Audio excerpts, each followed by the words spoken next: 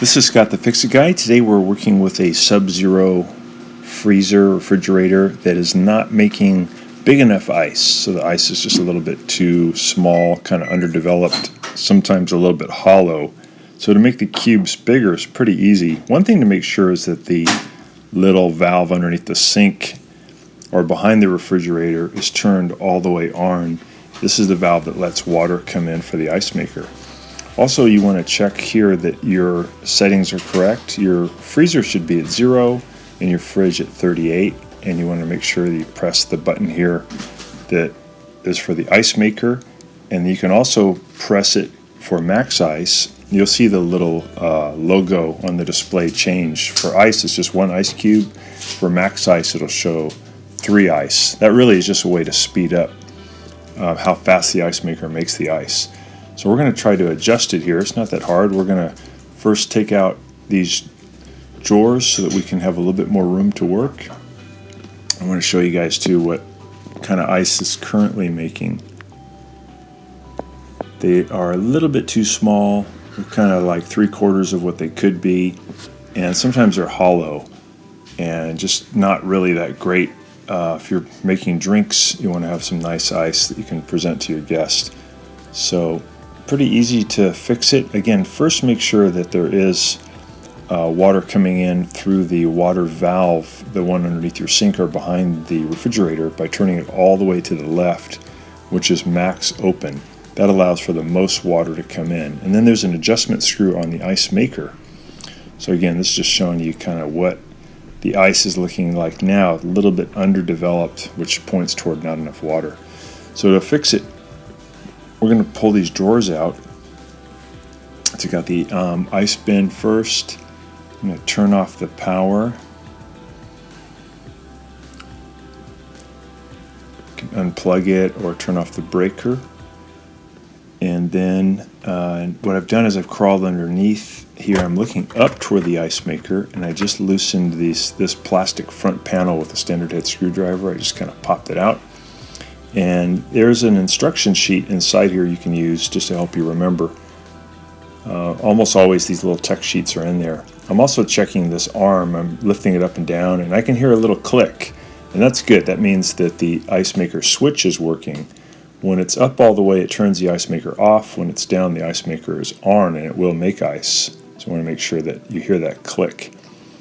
So in here it shows you where the adjustment screw is and which way to turn it to make the ice either bigger or smaller. We want to make it bigger, so we want to do lefty-loosey on this adjustment. We're going to turn it 1 or 2 full turns out, and then you can play with it over time and try to dial it in exactly right. But I'm going to try 2 full turns on the adjustment screw, and that's coming out to my right, our lefty-loosey. Or you can think of it as counterclockwise. So I've got a little Phillips head screw and a little ratchet, and I'm going to just go ahead and make that turn. I was not able to get the freezer door off. Some of the screws were just stripped, so I'm actually laying on my back. I'm in between the freezer door and the freezer looking up, and you can definitely do that. There's room to get in there if you need to, and it may be a little bit easier actually, so you don't have to take off the freezer door.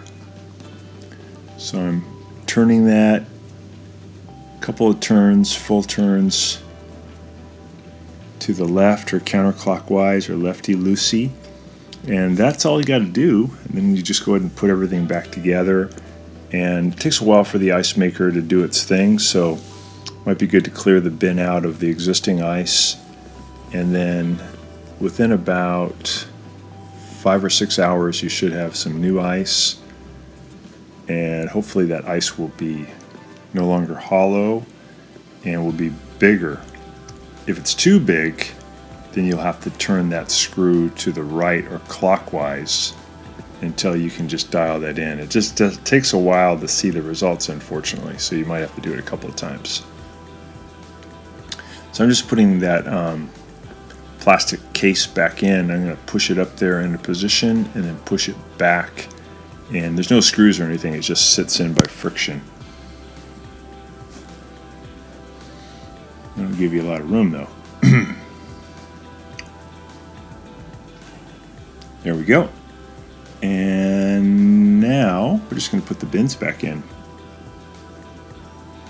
Put that one in first, the big one. And then there's one above that that's on rails, so we're going to slide that in on its rails.